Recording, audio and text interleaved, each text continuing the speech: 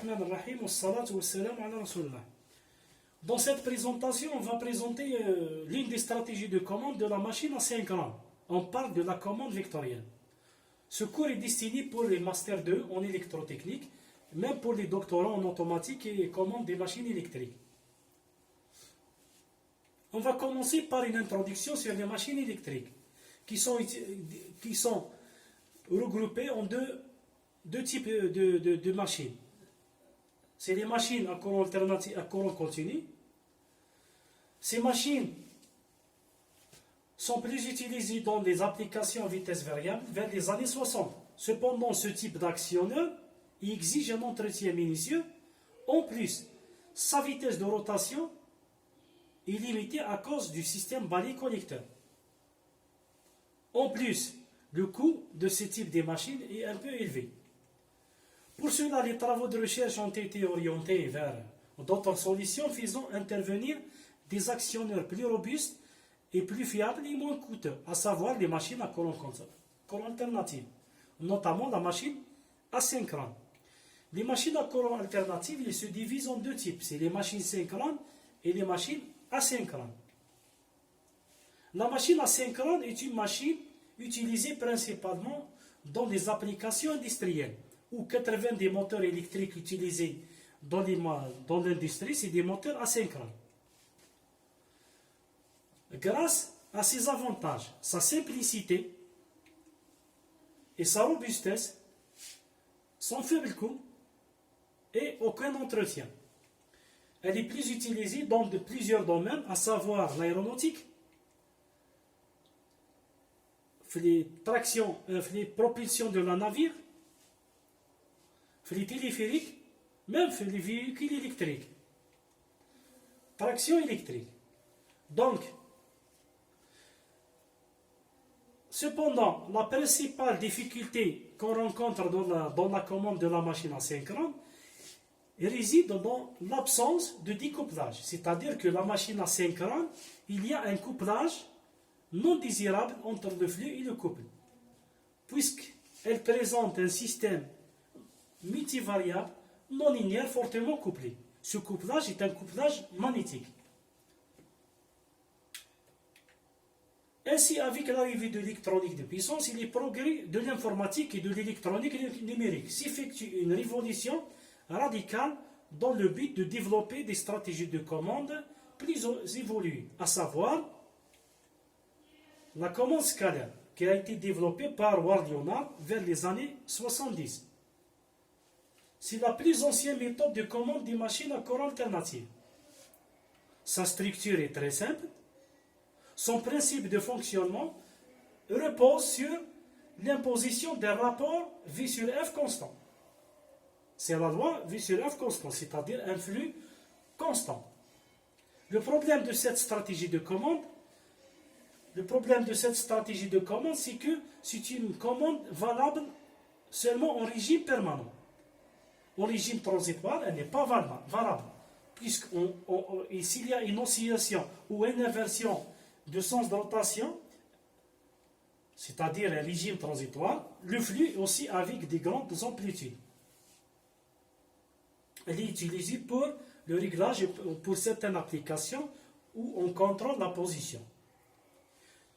Grâce ou vu ces inconvénients, Blaschke a proposé la commande vectorielle.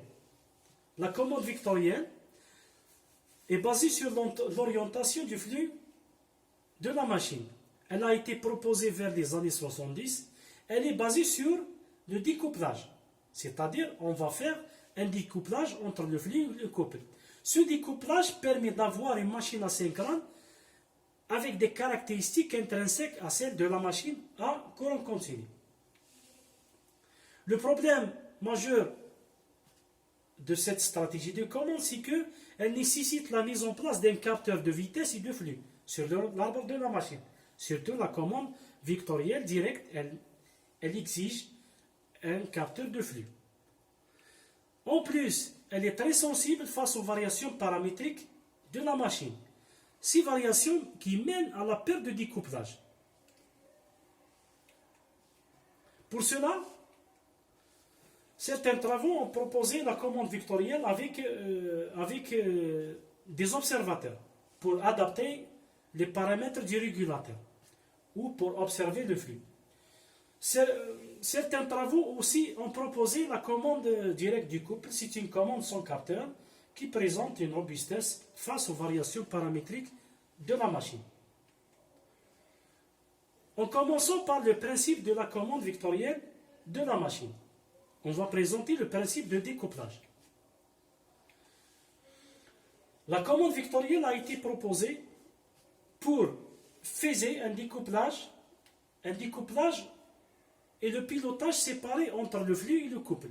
Ce découplage permet d'avoir un couple linéaire, similaire à celui de la machine à courant continu. Donc l'intégration de cette stratégie de commande dans le schéma du contrôle rend la commande de la machine asynchrone comme une machine à courant continu à excitation séparée, c'est-à-dire un couple linéaire où l'étude elle sera un peu simplifiée par rapport à la commande de la machine asynchrone sans découplage. Notre étude dans cette présentation est consacrée à la commande vectorielle indirecte en tension et en courant. Le principe de la commande vectorielle. Pour réaliser un contrôle de la machine similaire à celui de la machine à courant continu, à excitation indépendante, il est nécessaire de déterminer la position exacte du flux à orienter en quadrature avec le couple. Donc la machine à courant continu, elle présente un schéma symbolique qui montre que le flux d'inducteur est contrôlé par le courant d'inducteur et le couple de la machine est contrôlé par le courant d'induit. C'est-à-dire le couple électromagnétique de la machine à courant continu est un couple linéaire si en maintenant le flux constant, c'est-à-dire le courant inducteur constant. Donc le couple devient linéaire. Pour la machine asynchrone, on veut avoir un couple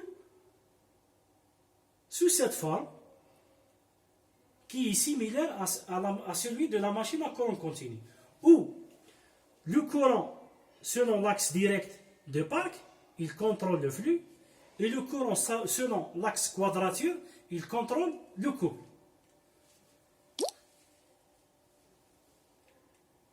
Donc, la relation du couple électromagnétique de la machine est donnée par cette équation, où le flux est contrôlé par le courant inducteur et le couple il est contrôlé par le courant d'induit. Si en maintenant le courant inducteur constant, donc le couple est contrôlé directement par le courant d'induit.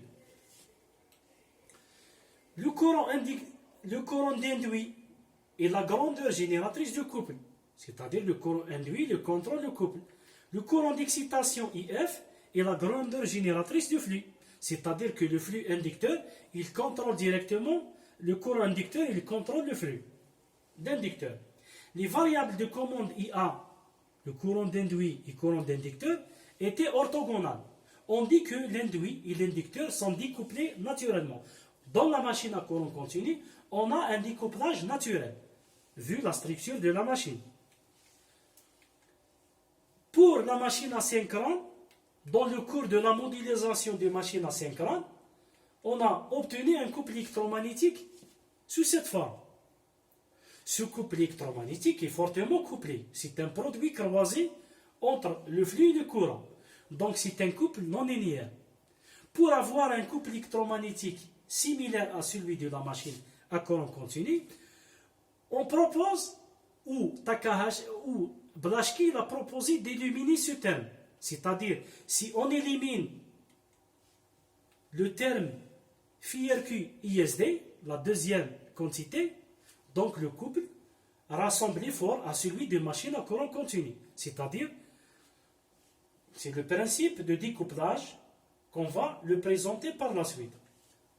Donc, bien choisir l'angle de rotation de Park si on on bien déterminer l'angle de rotation θs pour placer l'axe D du repère de Park sur le flux rotorique. C'est-à-dire la bonne connaissance de θs nous permet de bien placer l'axe D sur le flux rotorique. C'est-à-dire que la composante selon l'axe direct est égale à le flux rotorique et la composante selon l'axe Q est égale à 0. Si le flux FR-Q est égal à 0, donc le couple devient similaire à celui de la machine à courant continu et c'est l'astuce de découplage ou le principe de découplage. Le couple électromagnétique de la machine devient comme suit. Si le flux rotorique est contrôlé par ISD, parce qu'on a ici le courant statorique ici, ce courant statorique il a une composante selon l'axe D, c'est la composante ISD, et une composante selon l'axe Q. On voit bien que la composante ISD est selon l'axe D. C'est-à-dire que ISD, elle contrôle le flux rotorique. C'est-à-dire, si on veut maintenir un flux constant, on maintient ISD constant. Pour cela, le flux rotorique est contrôlé par le courant ISD. Ici, ISD est constant, donc le couple devient égal à un grand K ici, K ISD est égal à grand K, où le couple